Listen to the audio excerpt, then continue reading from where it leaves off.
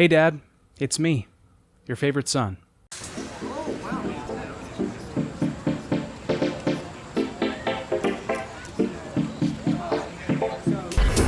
PlayStation is coming.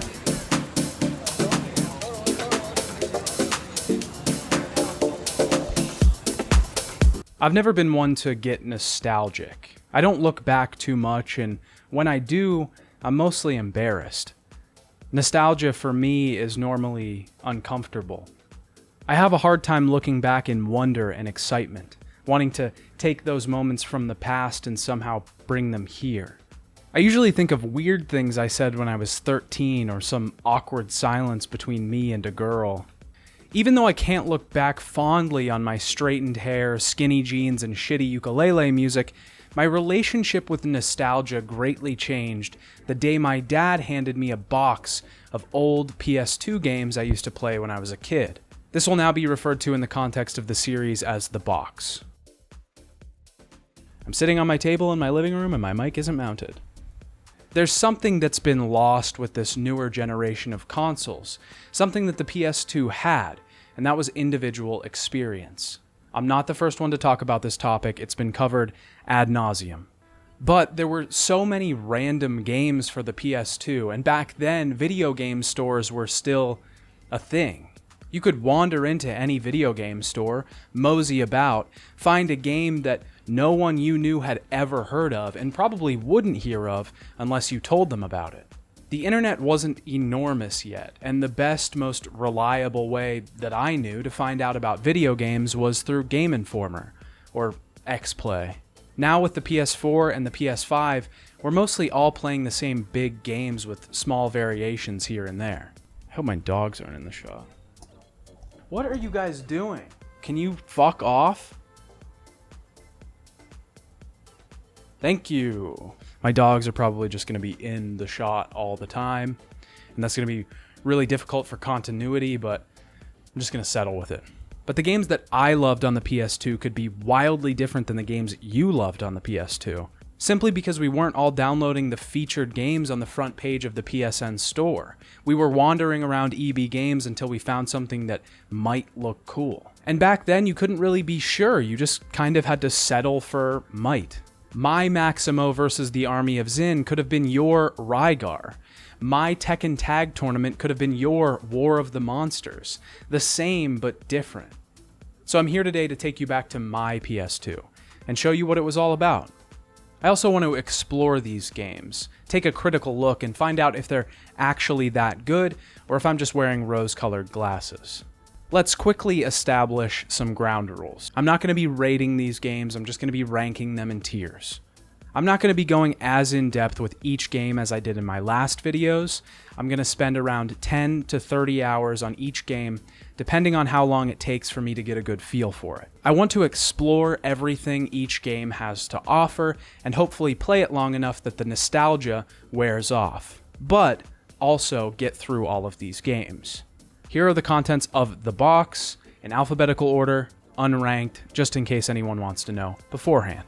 Last thing, I grouped a few games that were in the same series and of similar quality together. For example, Tiger Woods PGA Tour 03 and 08 are grouped together, all 3 Hitman games are grouped together, and both Ratchet and Clank games are grouped together as well. I did this so I wouldn't be repeating myself too much. I know PGA Tour 03 and 08 are going to be basically the same thing. There are 2 exceptions where I didn't group games that are in the same series together. One is Heroes of Might and Magic, Quest for the Dragonbone Staff, and Warriors of Might and Magic. I did this because they are of vastly different quality, and I have a lot to say about them individually. I also did this for Legacy of Kain Defiance and Blood Omen 2. I have a lot to say about them each, and in my opinion, they greatly differ in quality. Also, I'm going to say this up front, this is going to be a series. Originally, I wanted to fit all of the games into one video, but I realized it was either going to be really long or I wasn't going to be able to talk about each game as much as I wanted to. So I'm going to split this into parts or volumes. Let's get into it.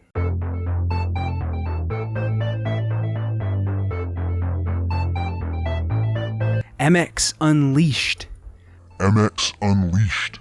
So I have no idea if this game was as influential to anyone else as it was to me, but this game changed me. I remember this game like no other, and it gave me by far the most nostalgic dopamine out of any other game in the box. MX Unleashed is an unassuming motocross racing game developed by Rainbow Studios and published by THQ. The game itself is just a simple motocross racing game. There's a career mode where you participate in increasingly difficult races to try and win a Grand Cup or whatever. The really special part of this game, though, that I remember the most is freestyle mode. In freestyle mode, there's an open world map, or rather, multiple open world maps that you traverse. There are hits, machine races, runs, and stunts, each represented by a different colored glowing beacon that you drive into to start them. Hits are challenges where you compete against other AI racers to hit 10 different jumps and land in specific spots. You have to finish all 10 hits before the other drivers to win. Machine races are races against, you guessed it, another more advanced machine. The first one's a monster truck, and later you race against a helicopter. Runs are kind of like hits. You have little jumps that you have to make and land in a specific spot, but you have to do them in sequential order. If you miss one, you have to start from the beginning.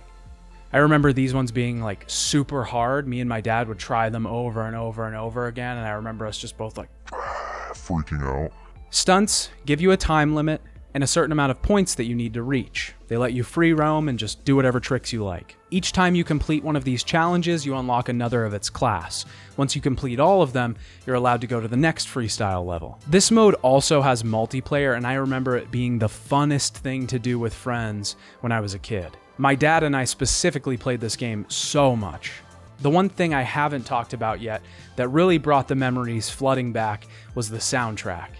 The songs in this game perfectly capture the time around its release. Reliant K, Raw, Trapped, Cinder, and Hoobastank are just some of the bands that rip onto this soundtrack.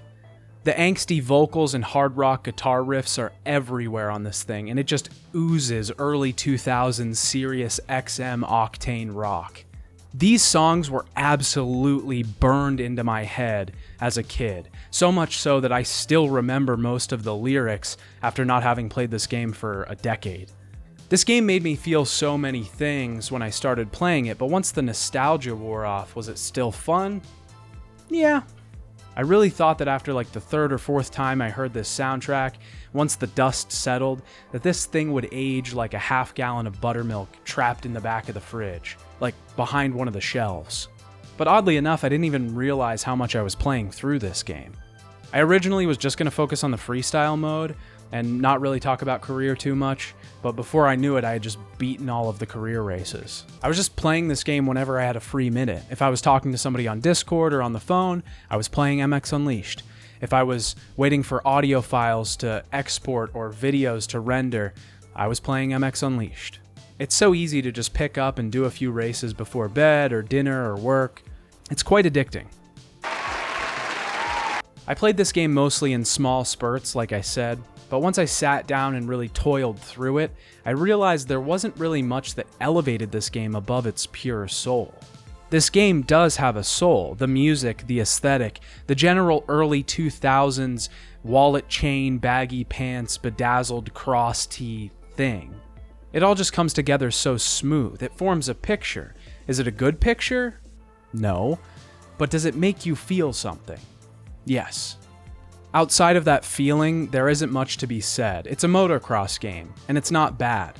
It's fun to pick up and play for a little bit and then set down for quite a while. Because that feeling, that soul, or that thing is so strong, I have to give this game at least a B, just for being a veritable time machine in disc form.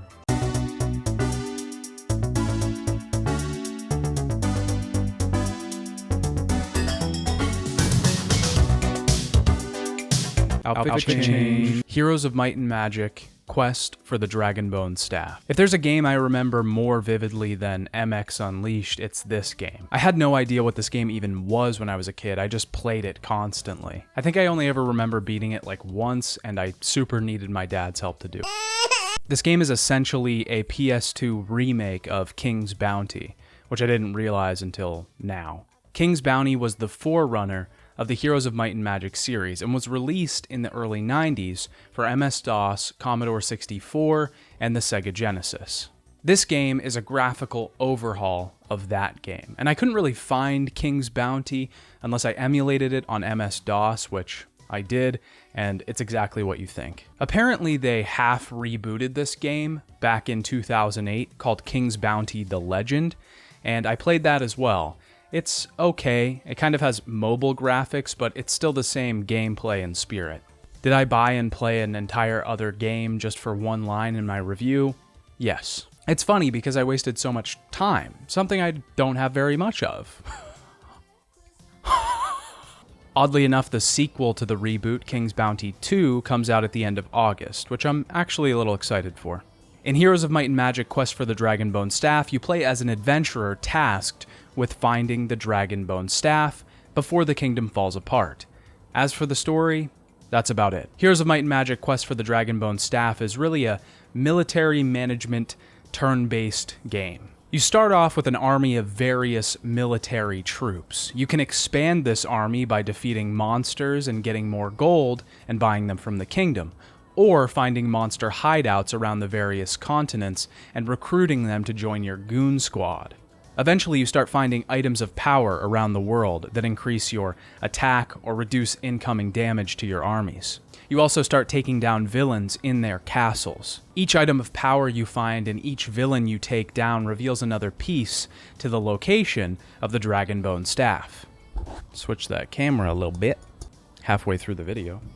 Each castle you take down grants you more gold, which makes your army larger, and therefore makes you more powerful. This gameplay loop is really what made this experience so addicting for me. I live in a fucking madhouse! Take your time. It was the management of these armies combined with the exploration and the ticking clock behind it all that made this game so fun for me. 3DO perfectly constructs the illusion that you're getting slowly more powerful. In the beginning, you start out with some militia, pikemen, and archers. Every once in a while, you'll come across some giants that are incredibly hard to defeat.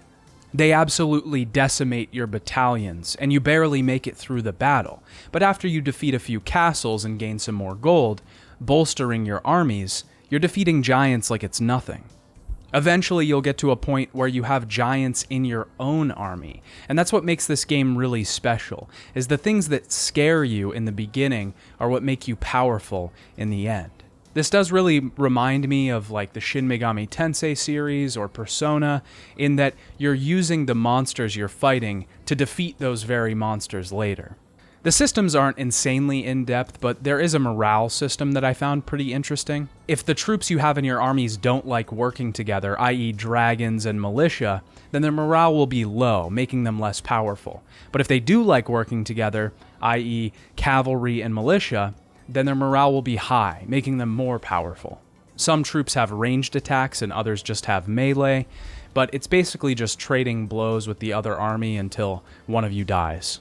Eventually you find the Dragonbone Staff and defeat Mazalok, the last villain, and you win. Yay! Yay! Yay! Once I started playing this game, I had no idea why I liked it as a kid. Like, what was it about this game that appealed to a 10-year-old boy that liked playing MX Unleashed, Tekken Tag Tournament, and Grand Theft Auto 3? Why did this weird army management turn-based exploration game entrap me so? Then I realized that this was my first experience with a PC game. Obviously, I was playing this on PS2, but this was a graphical overhaul of what was originally a PC game. And it had the same PC style that RPGs on those systems had at the time. I wouldn't have my first real PC gaming experience for a while, so I think back then I was starting to find something interesting about the systems and the exploration and the challenging nature of it all. Is it dated? Sure. But is it fun? Yes. Quest for the Dragonbone Staff isn't a perfect game, and it doesn't look great either, but boy does it make you fall for its gameplay loop. A satisfying, interesting, and entrapping collection of systems that drives you crazy in your quest for the most powerful weapon of all. I give this one an S.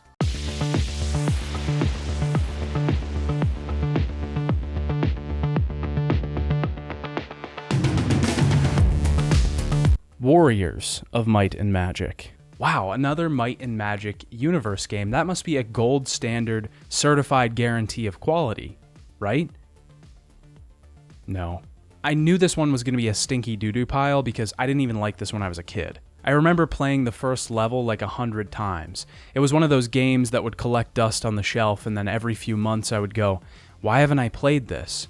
Then I would play it and remember why. Warriors of Might and Magic is an action-adventure RPG developed by 3DO, the same people that made Quest for the Dragonbone staff. It's also set in the same universe, technically. While the former game explored the overworld, this game explores the underworld and all of its trappings. You play as Alaron, who is accused by the Grand Master of necromancy and is forced to wear the Mask of the Accursed. Alaron is trying to get revenge and escape forever torture. Fun fact, apparently all 3 different versions of this game, Game Boy Advance, PlayStation, and PlayStation 2, each have slightly different stories. And no, I don't care enough to play them all. The marketing for this game was ridiculous. This is one of the commercials that I found that was played on TV. A hero. Betrayed. Master him. Befriended. Banished. The other amazing thing about this game is the voice acting. The voice actor for Alaron and for the Crow both sound like they were pulled straight off the streets of Brooklyn and had a mic shoved in their face. Are eventually caught. Nobody's catching me. I'm innocent. This game isn't amazing, but it isn't terrible either. You can collect potions to restore your mana or health. You can collect spells that you can use to attack enemies or defend yourself. The weapon system is a little odd because you just keep picking up weapons that you have to assume are upgrades because there's not really stats for them. You kind of just continue whacking enemies over and over, getting small upgrades and leveling up. The story is quite dumb. Alaron's trying to get the Mask of the Accursed off, and he meets this crow that says he'll help him. He tells him he needs to go to the Monastery of Enroth. Alaron meets Padre and his apprentice Daria, and Padre tells Alaron that he needs to go complete a quest, and the location is marked on this map. He doesn't basically tell him that, he literally says that. That the location of the first quest is marked quite clearly right here on this map. Daria is revealed to be working with the Inquisitor that's trying to kill Alaron, something about a prophecy, blah blah blah. Alaron finishes the quest, but he still sounds like a GTA character. The Padre tells Alaron that he needs to get the Vial of Arathia. Alaron gets the vial, and then Padre shoves a bunch of lore in your face. Daglathor, Dragon of Dalalathraxis, whatever. You drink dragon blood, get the Mask of the Accursed off, and now you have to kill Daria. You find out that Alaron is Daria's brother. Okay. Daria gets trapped, and you leave her behind, and Alaron says, this? Again. Yeah, well, it was nice chatting with you. But I'll see you at the next family reunion. Come back here. Who the fuck is this guy? You defeat the big bad final boy, and you and Padre walk off into the sunset, but not before Padre tells you that the crow was his the entire time, and it has something to do with witchcraft, and he laughs. Which is why he got rid of his apprentice Daria in the first place, because she was practicing witchcraft. So it's fine if you do it, but it's not fine if she does it. Whatever. Also, Daria's still alive. Apparently there was a sequel to this game called Shifters. They just dropped the whole Warriors of Might and Magic thing. Alaron can like shapeshift, and so can all the enemies that he's fighting. But I don't know, I didn't really care to find out the whole plot. Overall, I love the kitsch of the cutscenes, but this whole game was just full of jank. The controls were not smooth, and neither were any of the menus or systems in the game. I know you're probably saying, oh, it's a PS2 game, but all of the reviews from the time said the same exact thing. I give Warriors of Might and Magic a C.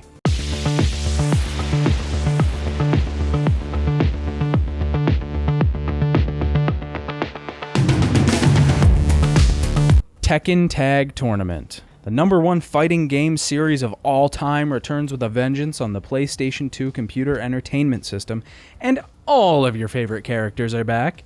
Tekken is my favorite fighting game series of all time. It's the only one I ever really got into. Sure, did I spend some late nights at my friend's house playing Mortal Kombat Defiance, eating Dominoes, and chugging Pepsi? Of course. But Tekken was the series that I actually loved. I cared about Tekken's story. I knew about the Mishima bloodline. At 10 years old, I was a little Tekken fiend. I would gobble up as much Tekken as you could give me. Nom, nom, nom, nom, nom. Nom, nom, nom, nom, nom. That's me eating Tekken. I remember having a Tekken 3 strategy guide that had all the combos and secrets listed. It was used so much that the binding just wore off. In the end, it was just a stack of pages. Tekken 3 was my favorite, but Tekken Tag Tournament changed the game. I would also be talking about Tekken 4 here, but in this week's episode of Cock Teases of the Year, the box contained the boxes for Tekken 4 and 5, but no disc. Tekken Tag Tournament added being able to use 2 characters in a fight to the series, and that really changed things. At the time, the only game that I had played that could use 2 characters tagged in and out was Marvel vs. Capcom.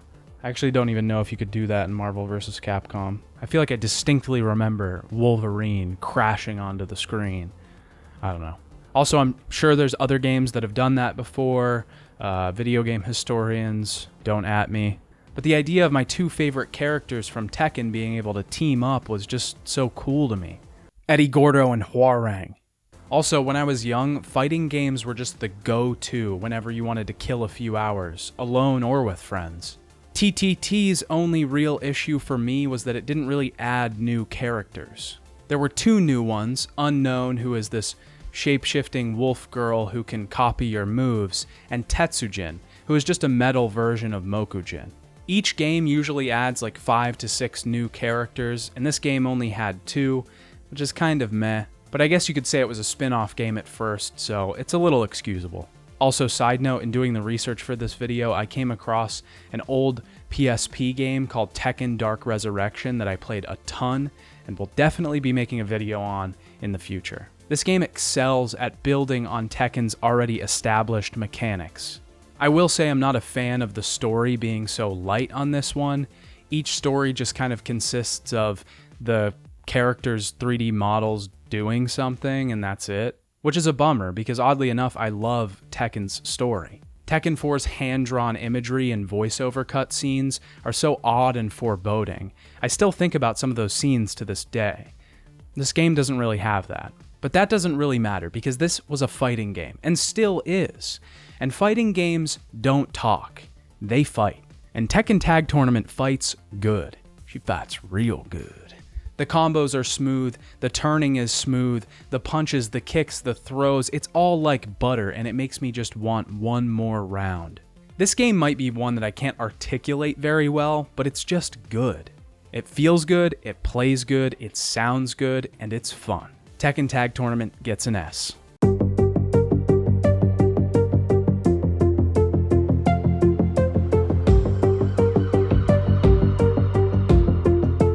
Dead to Rights. Dead to Rights knows what it is, and that's what makes it so cool. One good cop, one very bad situation.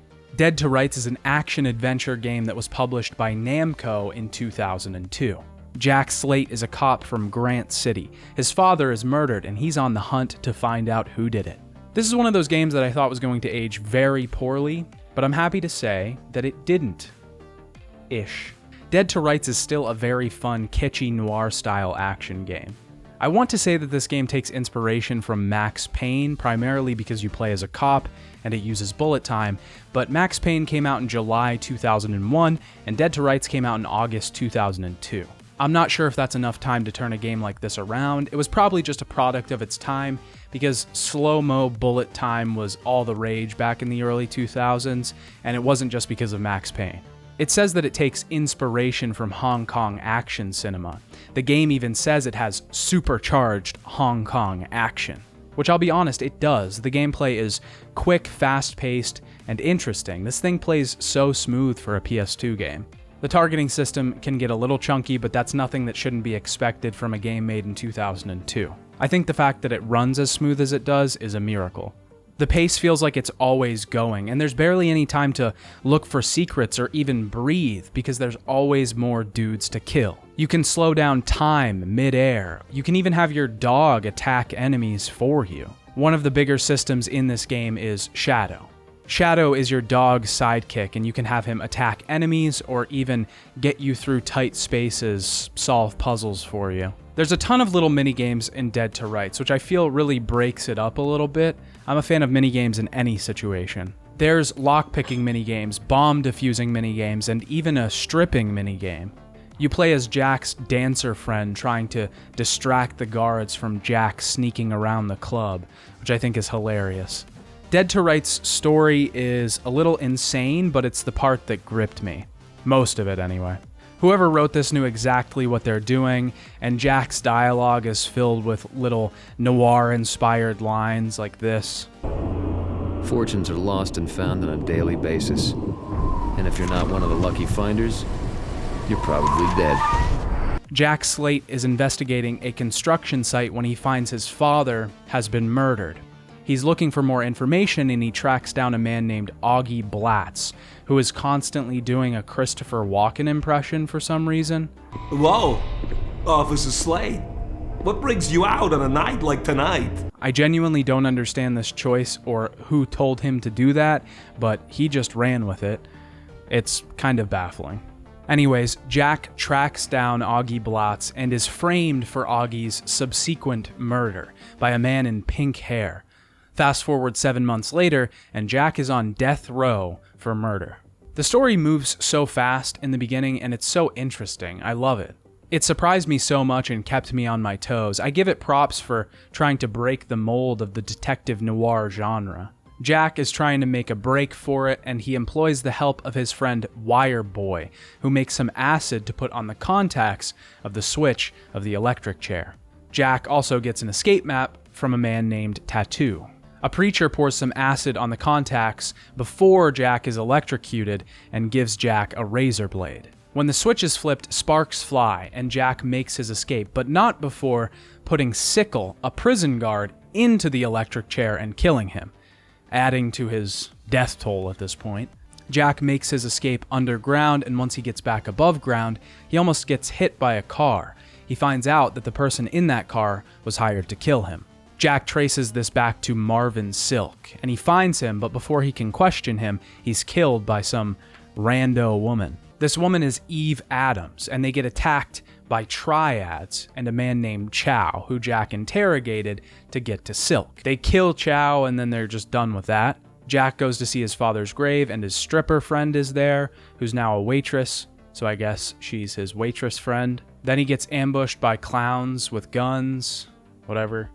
Jack makes his way out of the graveyard, away from the clowns, and then there's a debate with a politician who's running for mayor, and Eve thinks there's going to be an assassination attempt on her. Jack needs her because he thinks she can clear his name. This is where the story kind of gets pretty convoluted. Yeah. Now you're controlling a chopper, protecting Eve from below, which I think, if I remember correctly, was a news chopper, but it just somehow has machine guns mounted on it. Eve finds the guy that planted the bombs and was trying to assassinate the politician and kills him, and then Slate gets fucking pissed for no reason after he just gunned down like 40 people. Slate chases down the guy in pink hair and kills him. Jack finds a guy named Gopher that was working with the pink-haired guy. Jack chases Gopher through the pier, and then there's another clown guy that shows up named Fahouk. This is halfway through the game. This isn't even like, we're not even close to the end. Jack goes to a hotel where the politician is being assassinated again. So Jack goes to the pier. This is really the point where the game just stops fucking making sense. They're just introducing characters left and right. Like, they introduce one, use it for 5 seconds, toss it out the door. New one, toss them. New one, toss them. And it just gets so... There's way too many moments where Jack's like, I had to get to the diner. And I'm like, why? Where? What? For what reason are you going to the... I don't even know what's going on. Or Jack is like, I gotta protect the politician. And I'm like, what? What the fuck is happening? It's at this point that the game just like keeps going on. You find out that a man named Hennessy murdered your father, and you beat the shit out of him and burn him alive. Dead to Rights' biggest problem is that it takes this really interesting core and just slows it down. There's this pace at the beginning. It's throwing mechanics at you, mini games, enemies. It's fun, but it doesn't last long. Around the midpoint of the game, the levels just get longer and they just throw more and more enemies at you. It's a bullet sponge fest, and it doesn't feel like it ever really progresses past that. I will say there are some pretty interesting levels, like the burning building. You have to save the politician that's at the top, and each floor is on fire and has its own temperature gauge. You have to make your way through each level pretty quickly and also kill enemies and put out fires on the way. Stuff like this is cool, and when there's new mechanics, the levels can be longer to explore them because they won't be around forever. But levels like the docks, where it's just kill guys, get the key, kill guys, get the key, just feel long and overdrawn. Dead to Rights is good, and its story oozes a love letter to the noir genre, but it grows stuffed and stale in its second act. I give Dead to Rights a B.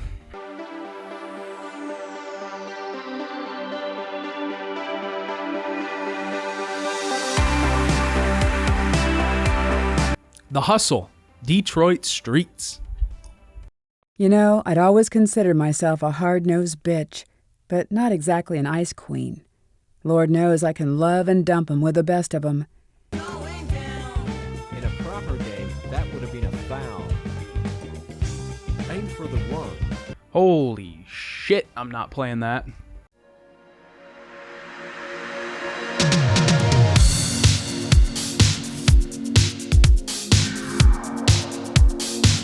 Maximo versus the Army of Zin. So this one's pretty cool because it's got this old pre-played game box. I don't even have the actual box.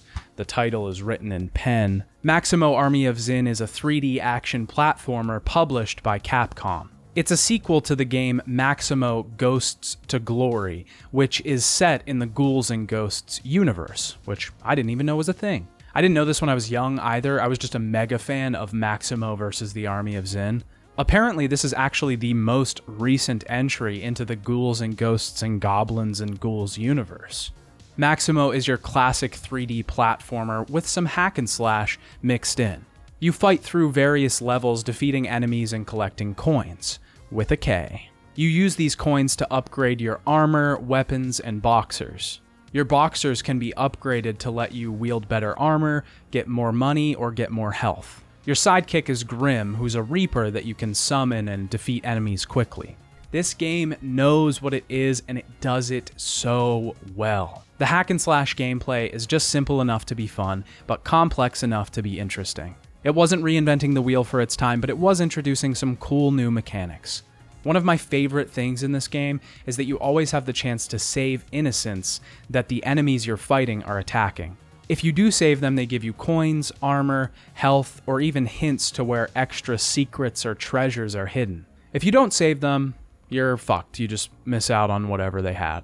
You even have to save the peddlers and soldiers that sell you upgrades and equipment. If you don't save them, you're extra fucked. The secrets and extras in this game are what makes it really fun. I remember being a kid and being so excited when I found extra coins or a chest that had extra armor. You have to turn over every stone and slash every blade of grass because underneath could be something great. I think this philosophy of game design is really important. It not only encourages you to explore the world that its creators have crafted, but it also encourages you to appreciate it. Your max health, unlike other games of its ilk, is not static. You pick up armor, which increases your max health, and can be broken if your health gets too low. Eventually, your health will get low enough that you have 1 bar left, which will leave you naked, left to roam the world in your boxers. There are tons of different enemy types: scarecrows whose heads explode when you defeat them, mechanical scarabs, mechanical skeletons, who I think are the Zin, crows that steal your coins. This game is just awesome. There are 5 areas in the game with 3 to 4 levels in each and a boss at the end. Each boss is interesting and has its own mechanics. A mechanical bird that wears a house as its shell, a floating mechanical eye, just a dude, who can summon the spirits of warriors. This game is seriously great and just harkens back to the glory days of this genre. I'll talk about this a little bit more once we get further into the box, but around this time, games like this were coming out left and right. It wasn't easy to stand above the rest, but back then and now, I think Maximo versus the Army of Zin stands above the rest. Its interesting levels, smart mechanics, and fun combat bring something to the table that not a lot of games did at the time. It stood the test of 2 decades, and I'm now proud to call myself an MVAOZ fan. Apparently there was supposed to be a third game. There's a ton of information online in the form of interviews and concept art. There was an article from Unseen64 that was particularly informative, and the link is in the description if you're interested. To summarize, apparently it was canceled because the Army of Zin sales were not up to snuff, but it was going to be more ambitious and have a more gritty look. The game was going to focus on the cult of Chut, and apparently Grim was going to be utilized more. Maximo would be able to summon him, but at the cost of his own health. You wouldn't be able to talk to innocents while in Grim form, and at a certain point, you were going to have to infiltrate a tower using Grim to slide up the walls. I think this game would have been amazing, and seeing the team do something new with the Maximo series would have been awesome, especially going down a grittier path with Maximo and incorporating the character Grim more. In Army of Zin, Grim plays his role in a few cutscenes, but outside of the ultimate ability, he isn't around much. The official petition to bring back the Maximo series starts here. All that being said, Maximo vs. the Army of Zin is amazing, and it's one of the few games in this box that I would actually recommend emulating or finding a cheap copy to play. Because of that, it gets an S from me. Thank you so much for watching this video. I know it's been a while since my last one. I had a move, I had a graphics card die, and I filmed, recorded, and edited an entire video that I just had to scrap. So, yeah, it's been a bit, but I'm back. I've got a lot of videos planned, and my workflow is going really smooth. So I decided, like I said earlier, that I'm going to split this series into parts, because I want to give each game its time to shine, except the Hustle Detroit Streets doesn't deserve it. Each volume is just going to add to the rankings until the box is empty. I might do an epilogue series later where I actually seek out some games that weren't in the box that I did play as a kid, or some games that didn't have their discs like Tekken 4 or 5. So yeah, if you liked this video and you want to see more of this content or more of the stuff I'm doing in the future, please subscribe, follow me on Twitter. All those links will be in the description. Thanks. Bye, Dad.